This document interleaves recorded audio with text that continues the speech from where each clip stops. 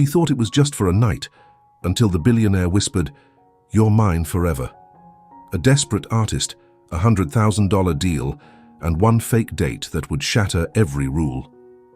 When Sophia Chen agreed to pretend to be his girlfriend for a single evening, she never imagined those 3 words would change everything. But some contracts can't be broken, and some hearts refuse to pretend. Welcome back to the channel, everyone. This is Mr. J here, with another incredible love story that will leave you breathless. Before we dive in, let me know in the comments where you're watching from, and if you're new here, hit that subscribe button and ring the notification bell so you never miss our heartwarming stories. The eviction notice felt heavier than paper should. Sophia Chen smoothed it against her kitchen counter for the 3rd time, as if pressing hard enough might change the words. 3 months behind, 7 days to vacate. The red letters blurred as she blinked back tears. Her studio apartment was a mess of canvases, explosions of color that nobody wanted to buy. 5 years out of art school, and she was further from her dreams than ever. The paintings stared back at her like accusations, all that talent, all that promise, and here she was, 26, broke, and about to be homeless. Her phone buzzed. "Mom." "Hi, sweetheart. How's my famous artist?" "Getting there, Mom." The lie came easily now. "How are you feeling?" "Oh, you know. Good days and bad days." Her mother's voice was trying so hard to sound normal. "The doctors want to try a new treatment. They say it's shown remarkable results in cases like mine." Sophia's stomach dropped. "That's great, Mom. When do you start?" "Well, that's the thing. Insurance won't cover it. Experimental, they say. But don't worry about it. We'll figure something out. We always do." "How much?" "Sophia, how much, Mom?" A pause. 50,000. "But honey, your father and I have some savings." "Dad's retirement?" "Absolutely not." Sophia stared at her eviction notice. "I'll handle it." "Sweetheart, you can barely afford—" "I said I'll handle it. The treatment, when do you need to start?" "Monday would be ideal, but—" "Monday it is. I love you, Mom." She hung up before her mother could protest further. $50,000 in 4 days. She laughed, but it sounded more like a sob. She couldn't even make rent, and now she needed 50 grand. Her phone rang again. Mia, her best friend since freshman year. "Please tell me you're calling with good news," Sophia answered. "Define good. Are you sitting down?" "Why do people always ask that?" "Yes, I'm sitting."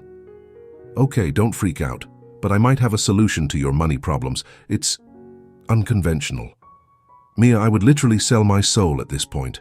"Not your soul, just one night of your time." Sophia's blood chilled. "Mia, what are you talking about?" "My cousin Lauren works for this super exclusive agency." "Not that kind of agency," she added quickly. "It's like high-end companionship. These wealthy guys sometimes need dates to events. Just conversation, arm candy, nothing physical. It's all very legitimate." "Mia, there's a client. He needs someone for tomorrow night. Some important business dinner. He's willing to pay $100,000. Cash." Sophia nearly dropped the phone. "That's insane. Nobody pays that much for a dinner date." "This guy does. Alexander Blackwood." The name hit Sophia like a physical force. Alexander Blackwood, tech billionaire, philanthropist, and according to every magazine cover, the most eligible bachelor in New York. She'd seen his face 100 times, devastatingly handsome in that untouchable way that money and power created. The Alexander Blackwood wants to pay $100,000 for a fake date? Why? Lauren didn't give details, just that he needs someone classy, intelligent, and completely discreet, someone who won't get starstruck or try to extend it beyond one night. "And you thought of me?" "I thought of my brilliant, beautiful best friend, who's about to be evicted and whose mom needs treatment. Soph, I know it sounds crazy, but what's one night? You go to dinner, smile pretty, make conversation, and walk away with enough money to solve everything." Sophia stared at her paintings. One night, a few hours of pretending, for her mom's life and her own future. "Send me the details." 24 hours later, Sophia stood in the marble lobby of Blackwood Tower, her palms sweating despite the air conditioning. She wore her only designer dress, a black cocktail number bought for her senior showcase and worn exactly once. Her hands trembled as she gave her name to security. "Mr. Blackwood is expecting you. Penthouse floor." The elevator was all mirrors and gold, reflecting her nervous face back at her from every angle. She'd spent hours researching Alexander Blackwood, but nothing had prepared her for the reality of entering his world. The elevator climbed higher and higher, her ears popping from the altitude and anxiety. When the doors opened, she stepped into an office that looked more like a modern art gallery. Floor-to-ceiling windows showcased Manhattan at sunset, the city spread out like a glittering promise. And there, silhouetted against all that golden light, stood the man himself. Alexander Blackwood turned, and Sophia forgot how to breathe. The photos hadn't done him justice. 32 years old with dark hair that looked artfully tousled, eyes the color of storm clouds, and a presence that seemed to fill the entire room. His charcoal suit was clearly custom-made, fitting his tall, lean frame perfectly. When he moved toward her, it was with the controlled grace of a predator who'd never needed to hunt. "Miss Chen." His voice was exactly what she'd expected. Deep, cultured, with an edge that suggested he was used to being obeyed. "Thank you for coming. Mr. Blackwood." She was proud her voice didn't shake. He studied her with those intense grey eyes, and Sophia felt like he could see straight through her thrift store confidence to the desperation underneath. "You're an artist," he said. It wasn't a question. "How did you paint under your fingernails? The way you looked at the Rothko when you walked in. Recognition, not just appreciation. And Miss Castellano mentioned it when she recommended you." "She recommended me specifically?" Something that might have been amusement flickered in his eyes. "She said you were brilliant, trustworthy, and, her words, desperately in need of money but too proud to ask for help. A perfect combination for what I need." Heat flooded Sophia's cheeks. "That's brutally honest." "I prefer honesty, Miss Chen. It saves time." He moved to his desk, a massive thing of glass and steel that probably cost more than her annual rent. "The terms are simple. Tonight you'll accompany me to a business dinner. You'll play the role of my devoted girlfriend. You'll be charming, intelligent, and completely enamored with me." "Why?" The question slipped out before she could stop it. His jaw tightened almost imperceptibly. "Because Victoria Ashford will be there." The name meant nothing to Sophia, but the way he said it, like swallowing broken glass, told her everything she needed to know. "Your ex," she guessed. "My former fiancé." He pulled out a folder, his movements precise and controlled. "She'll be attending with Nathan Cross, my biggest competitor. They're hoping to use our past relationship to gain leverage in a crucial merger negotiation. So I'm, what, a shield? You're proof that I've moved on, that she no longer has any power over me." He slid the contract across the desk. $100,000 for one night. Half now, half when we return here after dinner. No physical contact beyond what's necessary for appearances. Complete confidentiality. Sophia read through the contract, her mind spinning. It was straightforward, clinical even. But something in Alexander's eyes, a flicker of vulnerability quickly hidden, made her wonder what he wasn't saying. "Why me?" she asked. "You could have any woman in the city." "Any woman in the city would want more than one night," he said simply. "You need money, not me. That makes you safe." Safe. The word stung more than it should have. "Fine," Sophia said, signing her name with a flourish. "But if we're doing this, we need to be convincing. Tell me everything. How we met, how long we've been together, what I should know about you." Alexander blinked, clearly not expecting her to take charge. "I hadn't thought that far ahead." "Lucky for you, I'm an artist. I create stories for a living." She settled into the chair across from him, trying to ignore how the leather probably cost more than her car. "We met at a gallery opening 3 months ago. You were there for charity. I was showing my work. You bought one of my paintings." "Which one?" "The one with the storm over the city. You said it reminded you of home." Something shifted in his expression, a crack in the perfect facade. "I have a painting like that, in my bedroom." perfect. We bonded over art. You were different from what I expected. Quieter, more thoughtful. You asked me about my inspiration, my process. We talked until the gallery closed. "You're good at this," he said, and for the first time, his voice held something other than cold professionalism. "I'm good at understanding people," Sophia corrected. "Now tell me about Victoria. What am I walking into?" His expression darkened like storm clouds gathering. "Victoria Ashford comes from old money. We dated for 3 years, engaged for 1. She wanted the Blackwood name and fortune to add to her collection. When she realized I wouldn't be controlled, she left for someone more manageable. Nathan Cross. Among others, she has a talent for finding weak spots and exploiting them. She'll try to humiliate you, make you feel small. Don't let her. I've been poor my whole life, Mr. Blackwood. I'm immune to people trying to make me feel small." He almost smiled. Almost. "We'll see." A knock interrupted them. An elegant woman in her 50s entered, carrying a garment bag that probably contained more wealth than Sophia had seen in her lifetime. "Ah, Diane," Alexander said. "This is Sophia. Please help her get ready." "Wait," Sophia protested. "I have a dress." "You have a graduation dress from 3 years ago," Alexander said, not unkindly. "Tonight, you need armor." If you're enjoying this story of unexpected love, hit that subscribe button right now. Diane led her to an adjoining suite that was larger than Sophia's entire apartment. The dress she pulled from the bag made Sophia gasp. Deep emerald silk that flowed like water and probably cost more than a car. "Mr. Blackwood has excellent taste," Diane said, helping her into it. "This color will be perfect with your skin tone." The dress fit like it had been made for her, which Sophia realized with a start. It might have been. Diane worked quickly, styling Sophia's long black hair into an elegant updo, applying makeup that enhanced rather than masked. When Sophia looked in the mirror, she didn't recognize herself. She looked like she belonged in Alexander's world, polished, expensive, untouchable. "One more thing," Diane said, opening a jewelry box. An emerald necklace sparkled inside, catching the light like captured fire. "On loan from Harry Winston. Try not to lose it. It's worth more than most people's houses." Sophia's hand went to her throat. "I can't." "You can and you will," Alexander's voice came from the doorway. He'd changed into a fresh tuxedo and looked like every woman's darkest fantasy.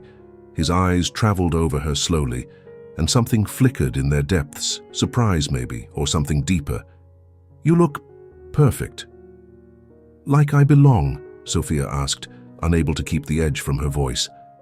"Like you've always belonged," he said quietly, offering his arm. "Shall we?" The restaurant was the kind of place Sophia had only seen in movies, all crystal and candlelight and whispered conversations worth millions. Alexander's hand rested lightly on her lower back as they entered, and she was surprised by how natural it felt, how right. "Remember," he murmured in her ear, his breath warm against her skin. "We're in love. We can't keep our hands off each other." "Shouldn't be too hard," Sophia muttered, then blushed when he raised an eyebrow. "I mean pretending, acting. I'm good at acting." His lips twitched in what might have been amusement. "Of course." They were led to a private dining room where a small group was already gathered. Sophia recognized Nathan Cross from business magazines, handsome in a slick way, with cold blue eyes and a predator's smile.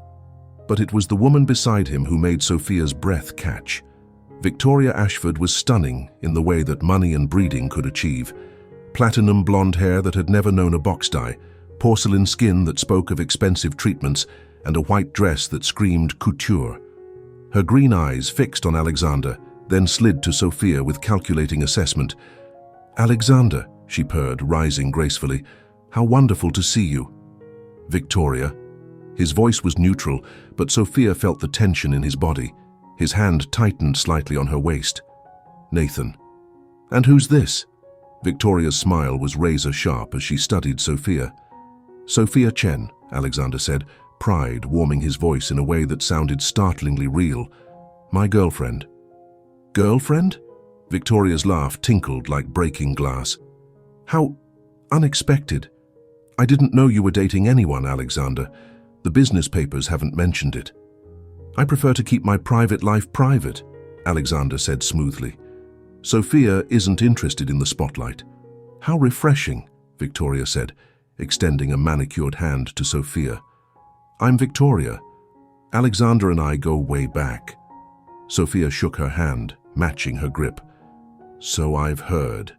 Though Alexander doesn't talk about the past much, he's more focused on the future. Score 1 for the artist. Victoria's smile faltered slightly. Shall we sit? Nathan suggested, gesturing to the table. The dinner was a carefully choreographed dance. Business discussion wove between personal barbs, each word chosen for maximum impact. Victoria kept finding ways to touch Alexander's arm, to reference shared memories, to remind everyone of their history. Remember that weekend in the Hamptons? Victoria laughed, leaning forward to give Alexander a view of her décolletage.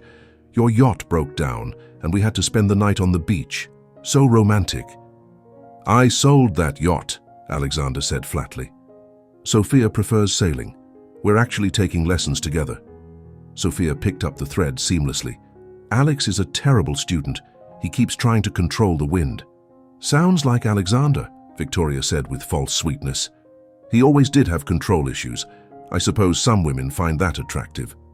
I find his passion attractive, Sophia said calmly. When Alex commits to something, he gives it everything. Whether it's building a billion-dollar company or learning to sail, it's inspiring. Alexander's hand found hers on the table, his thumb stroking her knuckles. The gesture was meant for show, but the warmth of it spread through Sophia's entire body. How did you two meet? Nathan asked, his tone suggesting he didn't believe they were real. At a gallery opening, Alexander said before Sophia could answer. I was there out of obligation, but then I saw this painting, a storm over the city. It was raw, powerful, honest. I had to meet the artist. Sophia stared at him. Those weren't the words she'd fed him earlier. And there she was, Alexander continued, his eyes never leaving Sophia's face, standing in front of her work, looking like she wanted to disappear. We talked for hours, about art, life, everything. I bought the painting, but what I really wanted was more time with her. How bohemian, Victoria said with a brittle laugh. An artist?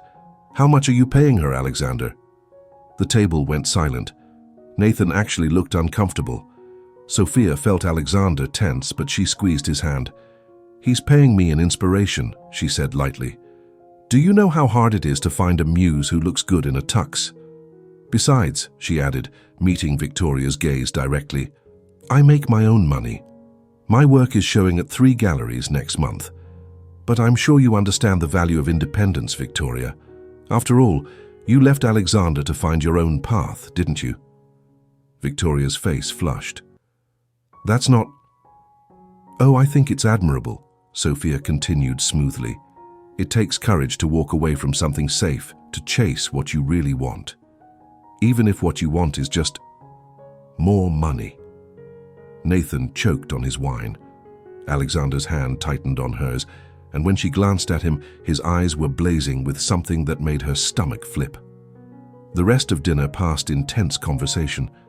Victoria made several more attempts to needle Sophia, but each barb was met with graceful deflection.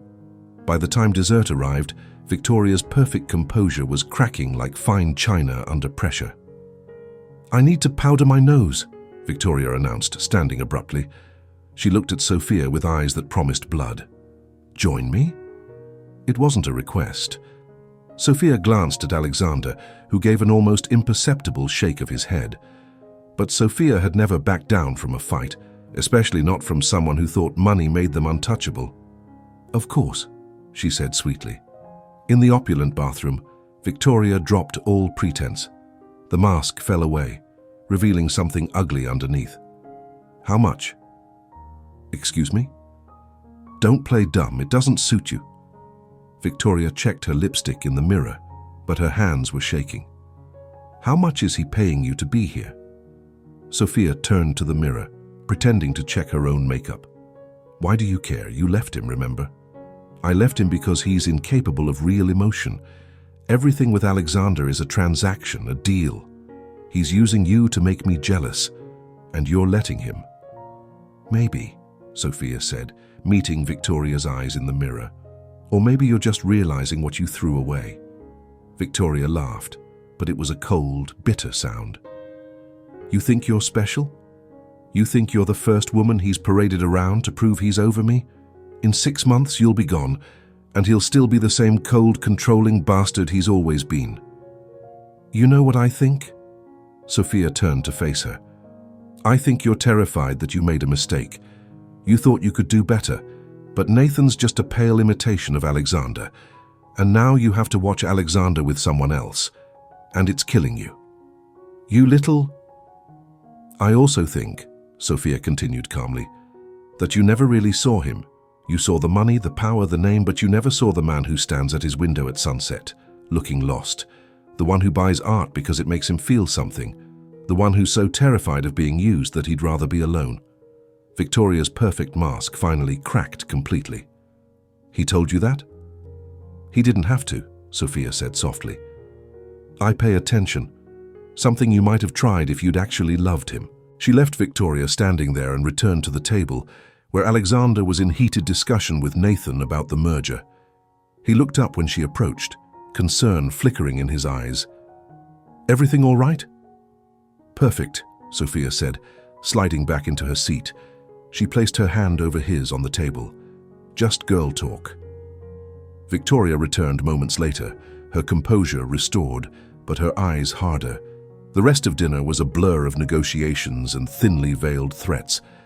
Alexander handled it all with cold efficiency, but Sophia could feel the tension radiating from him like heat from a forge. Finally, mercifully, it was over. They said their goodbyes, Victoria's air kisses missing Sophia's cheeks by miles, and escaped to the waiting limo. The moment the door closed, Alexander loosened his tie and leaned back against the leather seat. For the first time all evening, he looked human, tired, vulnerable, real. That was intense. I was going to say impressive.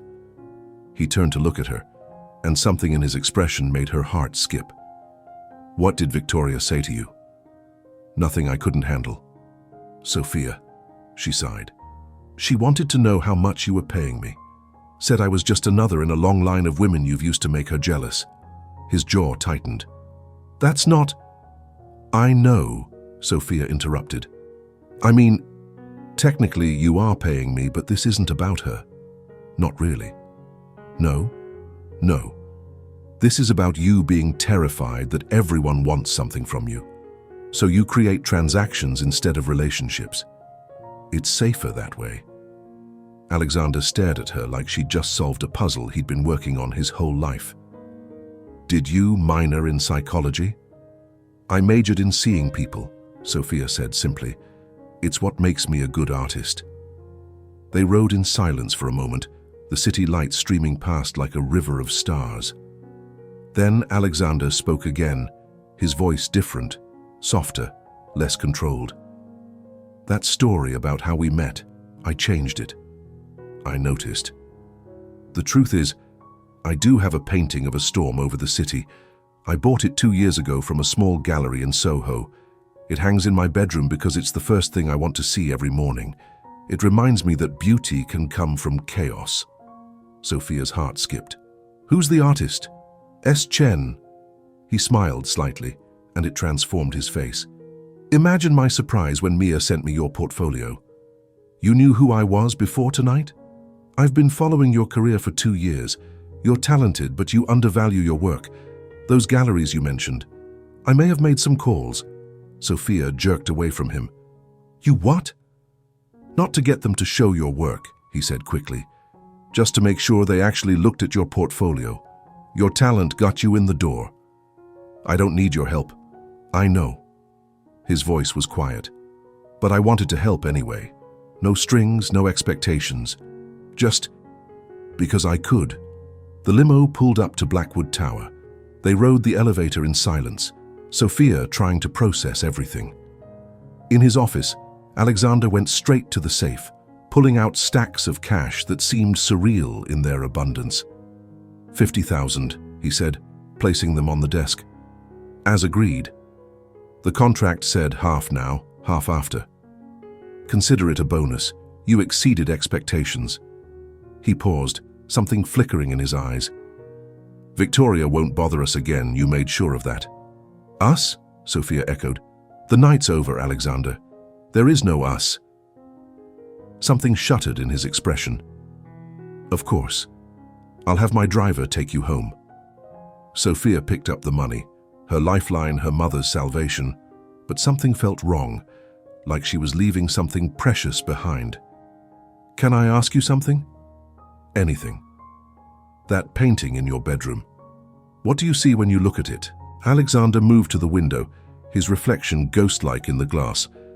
The city spread out below them, glittering and vast and somehow lonely. "I see possibility, chaos transforming into something beautiful. I see..." He turned to face her.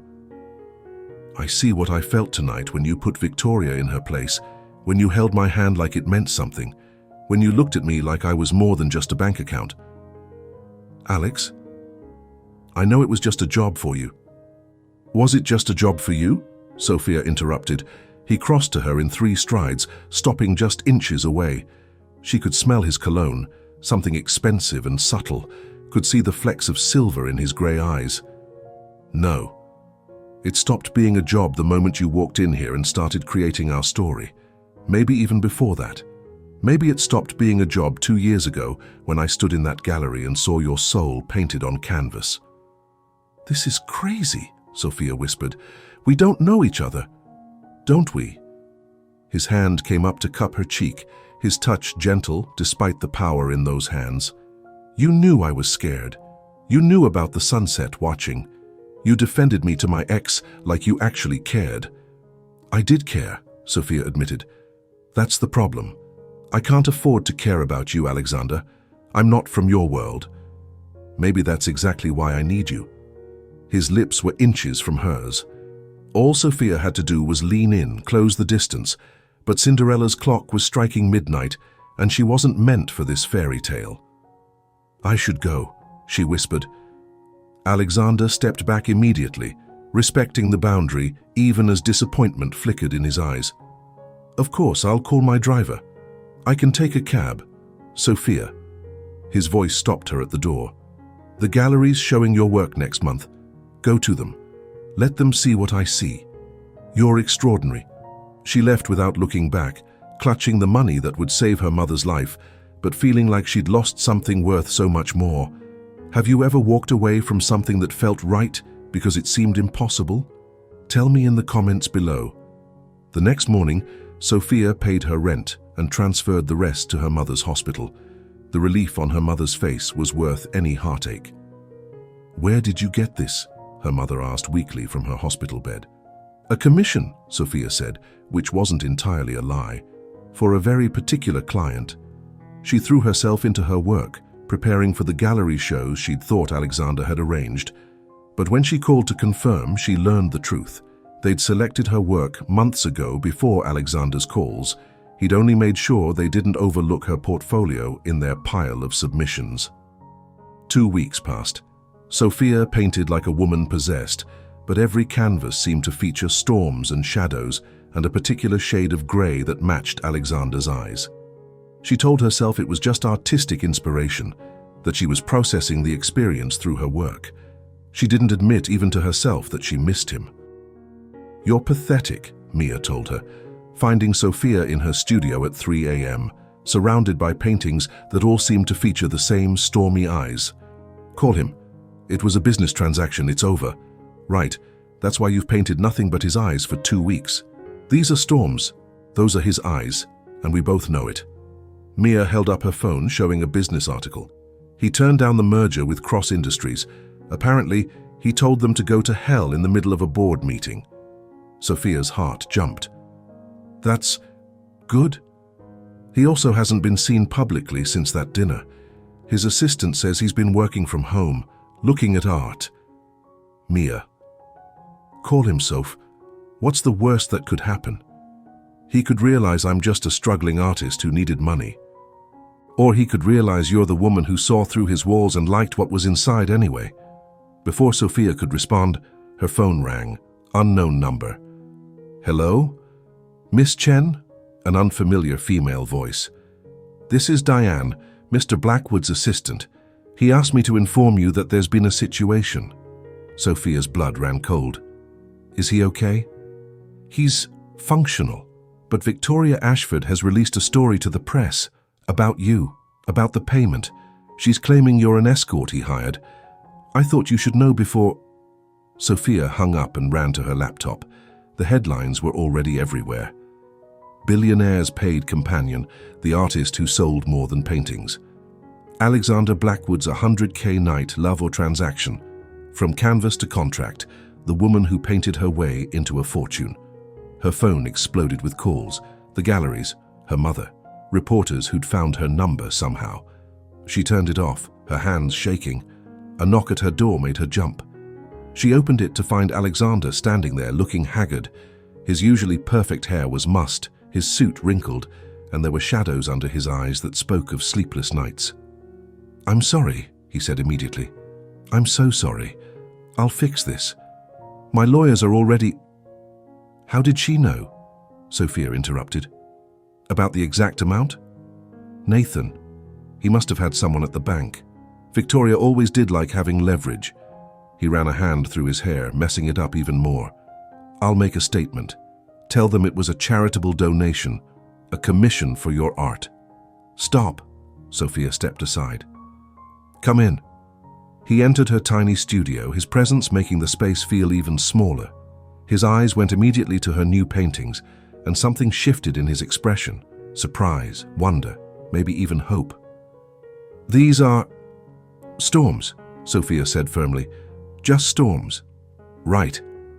He moved closer to one canvas, studying it with the intensity he probably brought to billion-dollar deals. "This storm has my eyes." "Coincidence. And this one is wearing my tie." "Artistic license." He turned to face her, and for the first time since she'd met him, Alexander Blackwood looked completely vulnerable. "I've ruined your career." "No," Sophia said firmly. "Victoria tried to ruin my career. There's a difference. The galleries will drop you. Then they weren't worth showing in." She stepped closer. "Alexander, I need to tell you something." He waited, those storm-grey eyes fixed on her face. "That night, when you asked if it was just a job for me, I lied. It stopped being a job the moment you changed our story. When you talked about my painting like it meant something to you. When you looked at me like I was more than just someone you'd hired. Sophia, I've spent 2 weeks painting your eyes and telling myself it was just about the light, the color. But the truth is, I can't stop thinking about you. About how you held my hand. About how you looked ready to destroy anyone who hurt me." "I was," he said roughly. "I am." "Then help me destroy them now," Sophia said. "Not with lawyers or statements. With the truth." "What truth?" "That what started as a transaction became something real. That sometimes love finds you when you're not looking. That a billionaire and a struggling artist can find something worth more than money." Alexander stared at her. "You're suggesting we... What? Go public? Tell everyone we're really together? Aren't we?" Sophia challenged. "Or was I the only one who felt it?" Instead of answering, Alexander crossed the room in 2 strides and kissed her. It was nothing like she'd imagined. It was better, desperate and tender and full of 2 weeks of longing.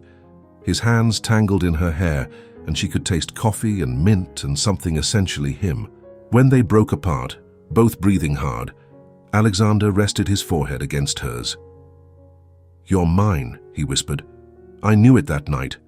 Knew it before that night. You're mine forever."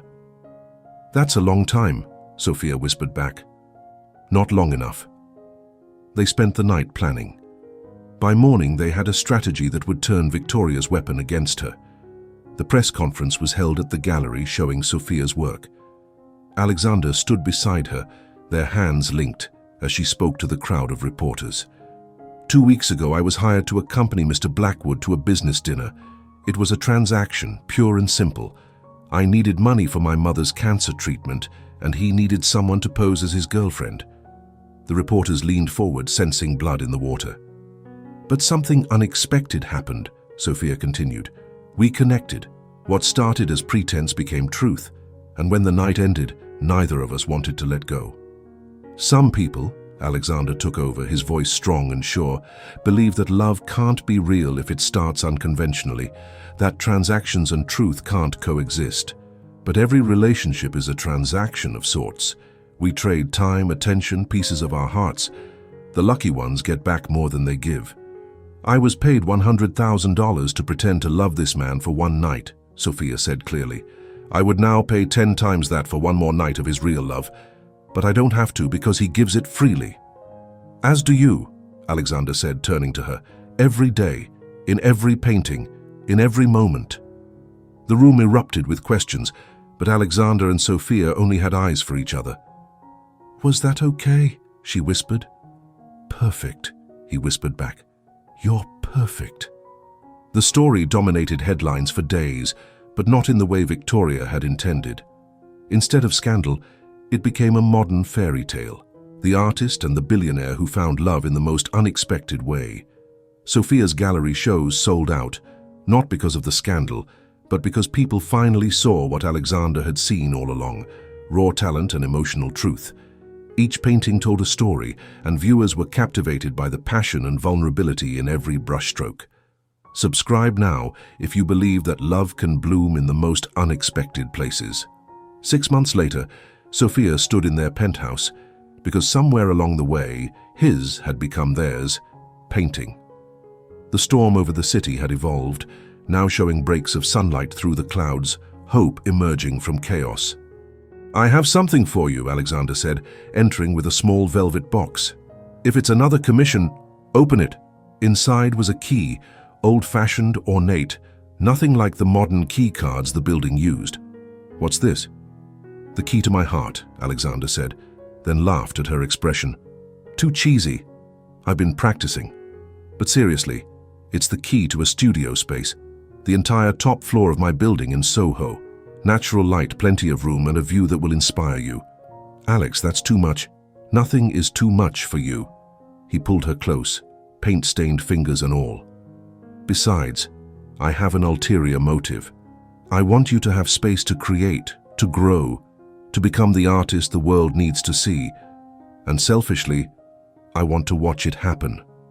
I love you, Sophia said, the words still feeling new and precious even after 6 months. I love you too, Alexander replied. Forever, remember? Forever, she agreed. The studio was everything he'd promised and more. Floor-to-ceiling windows, exposed brick, and enough space for all her wildest artistic dreams. But the best part was the small office he'd included in the corner. What's this for? She'd asked. So I can work while you paint. I find I'm most productive when you're nearby. It became their routine. He'd handle his empire from that corner office while she created worlds on canvas. Sometimes he'd look up to find her watching him, paintbrush in hand, studying the way the light hit his face. Sometimes she'd feel his eyes on her as she worked, feel the weight of his attention like a physical touch. You're staring, she'd say without turning around. You're beautiful when you work, he'd reply. The way you bite your lip when you're concentrating, the little sound you make when something goes right. I could watch you forever. Careful, she'd tease. Forever's a long time. Not long enough, became his standard response. A year after that first night, Alexander surprised her with a trip to Paris. Every artist should see the Louvre, he'd said. But when they stood in front of the Mona Lisa, he wasn't looking at the painting. What? Sophia asked, catching his stare. Marry me. What? I know it's not the most romantic setting, tourists everywhere, probably against museum rules, but I can't wait another minute. He dropped to one knee right there, pulling out a ring that caught the museum lights. Sophia Chen, you walked into my life pretending to love me and ended up teaching me what love actually means. You see me, not the billionaire, not the CEO, just me. And somehow, impossibly, you love what you see. Marry me, be mine forever, and let me be yours. Through tears, Sophia said yes. The tourists applauded. Someone started filming, and security looked torn between stopping them and joining the celebration. You know this is going to be all over social media. Sophia laughed as he slipped the ring on her finger. Good, Alexander said, kissing her. Let the whole world know you're mine. And you're mine, she added. The best kind of transaction, he agreed, where both parties get everything. Their wedding was small, intimate, just family and close friends at a villa in Tuscany. Sophia wore a dress she'd designed herself, incorporating paint splatters at the hem that looked like abstract art. Alexander's vows made everyone cry. "You painted your way into my life," he said, holding her hands. "Every brushstroke changed me, colored me in ways I didn't know I needed. You took a man who saw the world in black and white and showed him every shade of the rainbow. I promise to be your canvas, your muse, your forever patron. I promise to buy every painting you ever create, even though I already own the masterpiece, your heart." Sophia's vows were simpler but no less powerful.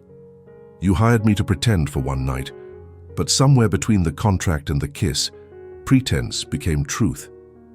You say I taught you about love, but you taught me about worth, that my art has value, that my dreams matter, that I deserve someone who sees me as extraordinary. I promise to paint our love story every day, in words and actions and actual paint on your expensive suits when you distract me in the studio." Everyone laughed at that, remembering the incident from a month ago when Alexander had surprised her with lunch and ended up wearing half a canvas worth of blue paint. "Worth it," he'd said then, and he said it again now. Victoria sent a wedding gift, a white orchid with a simple card. "I was wrong, this is real.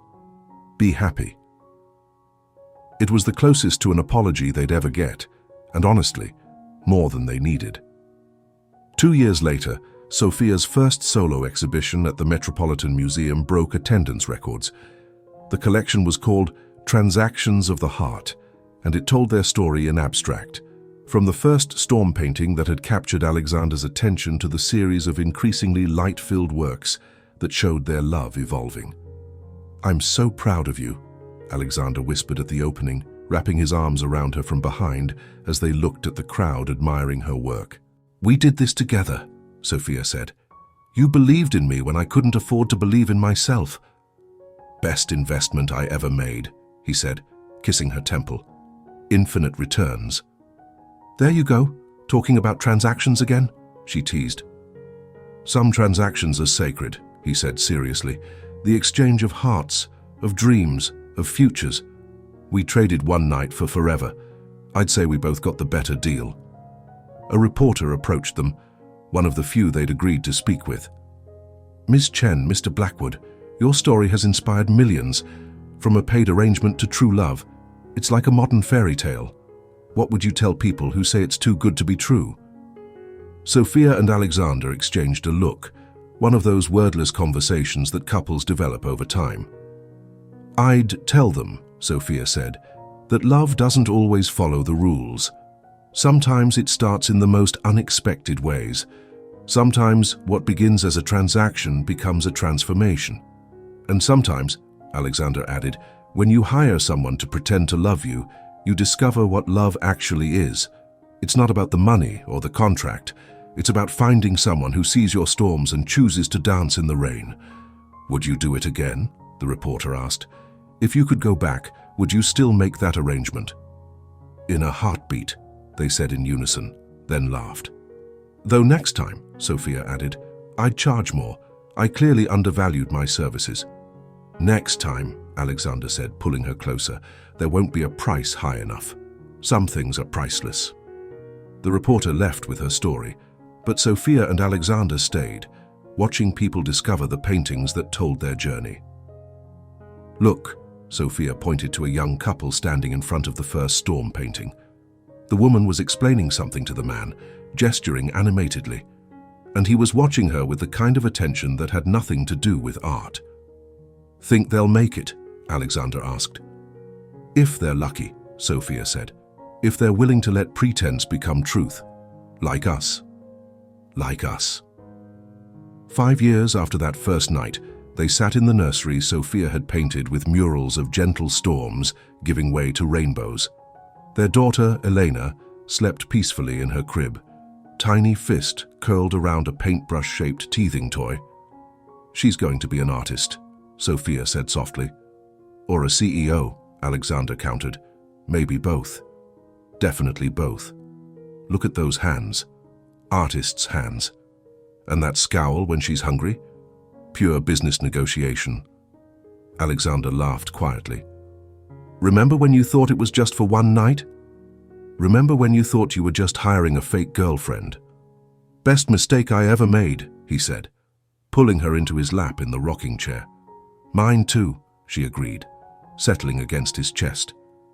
They sat in comfortable silence, watching their daughter sleep, surrounded by paintings that told the story of how they'd found each other. Hey, Sophia said suddenly, whatever happened to that contract? The original one? Alexander smiled. I had it framed. It's in my office safe. Figured someday Elena might want to see the document that started it all. The $100,000 love story, Sophia mused. Technically $50,000. You never let me pay the full amount. Because by then, I wasn't pretending anymore. Neither was I, Alexander said, pressing a kiss to her hair. I don't think I ever was, really. From the moment you walked into my office and started spinning our story, I was gone. Smooth talker, Sophia accused fondly. You're smooth talker, he corrected. Forever and always. Forever and always, she agreed. Eleanor stirred in her sleep, making a small sound that might have been contentment. Above her crib, the storm painting, the original one that had started it all, hung in a place of honor. But now it was paired with a new painting, one Sophia had created just for their daughter. This one showed the sun breaking through clouds, light dancing on water, the storm transformed into something beautiful and life-giving. Think she'll understand?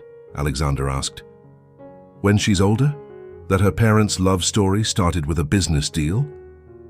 I think, Sophia said carefully, she'll understand that love doesn't always follow conventional paths, that sometimes what seems like an ending is really a beginning, that the best things in life often come disguised as something else entirely. Like a desperate artist who needed money, like a lonely billionaire who needed someone to see him. They smiled at each other, the kind of smile that held years of shared jokes, whispered secrets, and a love that had grown from the most unlikely beginning. I love you, Alexander said, the words as fresh and vital as the first time. I love you too, Sophia replied, worth every penny. Hey now, I thought we agreed you undercharged. Fine, worth every million. Better, though still not enough. Nothing would be enough, Sophia said seriously. That's how you know it's real, when no amount of money could equal what we have. From transaction to transformation, Alexander murmured. The best kind of alchemy, Sophia agreed. Turning a contract into forever. Eleanor woke then, not crying, just looking around with curious eyes that were already showing hints of her father's storm-grey color. Sophia lifted her gently, and Alexander wrapped his arms around both of them. Our little masterpiece, he said softly. Our greatest collaboration, Sophia agreed. And in that nursery, surrounded by paintings that told their story, holding their daughter, who was proof that some contracts led to better things than anyone could imagine, they knew the truth. Love couldn't be bought, sold, or negotiated, but sometimes, just sometimes, it could be found in the most unexpected places. Like in a penthouse office, where a desperate artist signed a contract for one night and discovered forever. Like in a business dinner where pretense became truth. Like in the space between what was supposed to be and what actually was. You know what? Sophia said suddenly. I think we should tell people the real story. All of it. The contract, the payment, everything. Why? Alexander asked, though he was smiling like he already knew. Because someone out there needs to hear it. Someone who thinks love has to look a certain way or follow certain rules. Someone who's afraid to take a chance because it doesn't fit the fairy tale they imagined. Someone who needs to know that sometimes the best love stories start with the worst ideas. Exactly. Well then, Alexander said, shifting Elena to one arm and pulling Sophia closer with the other. Let's tell them. Let's tell them how a billionaire hired a woman to pretend to love him and accidentally found his soulmate. Let's tell them how an artist desperate for money painted her way into a love worth more than any fortune. Let's tell them about the night that was supposed to end but never really did. Let's tell them everything. And so they did. In interviews, in Sophia's art, in the way they looked at each other across crowded rooms, they told the world that love was the greatest transaction of all. Not because it could be bought, but because it couldn't. Because it demanded everything and gave back even more. Because it transformed contracts into promises, pretense into truth, and one night into forever. Years later, when Elena was old enough to understand, they told her too. Showed her the contract, the paintings, the newspaper clippings from when the scandal broke, and then when it became a love story. "So you only loved each other because of money?" she asked, scrunching her nose in that way she'd inherited from Sophia. "No, sweetheart," Alexander said. "We loved each other despite the money. The money just gave us an excuse to meet." "Like fate?" Elena asked. "Like fate with a price tag," Sophia agreed. "The best $100,000 your father ever spent." "50,000, Alexander corrected automatically. "Still arguing about that?" Elena laughed. "You two are weird." "The best kind of weird," her parents said in unison, and they were, beautifully, perfectly, forever weird. A billionaire who'd learned that love couldn't be bought, and an artist who'd discovered that some things were worth more than any payment. Together they'd built something that no contract could contain, no price could capture, no words could fully express. But if you had to try, if you had to sum up their story in a single sentence, it would be this. She thought it was just for a night until he whispered, "You're mine forever," and meant every word. Because in the end, that's what love is. Not a transaction, but a transformation. Not a contract, but a choice. Not for just one night, but forever and always. And somewhere in a penthouse high above the city, surrounded by paintings that told their story and the family they'd built together, Alexander and Sophia Blackwood lived there happily ever after, bought with a contract, paid for with courage, and worth every beautiful, chaotic, perfect moment. If this story touched your heart, don't forget to subscribe and share it with someone who believes in unexpected love. Have you ever found love when you weren't looking for it? Tell me your story in the comments below. Remember, sometimes the best things in life come disguised as simple transactions. Until next time, this is Mr. J reminding you to keep your heart open. You never know when forever might walk through the door.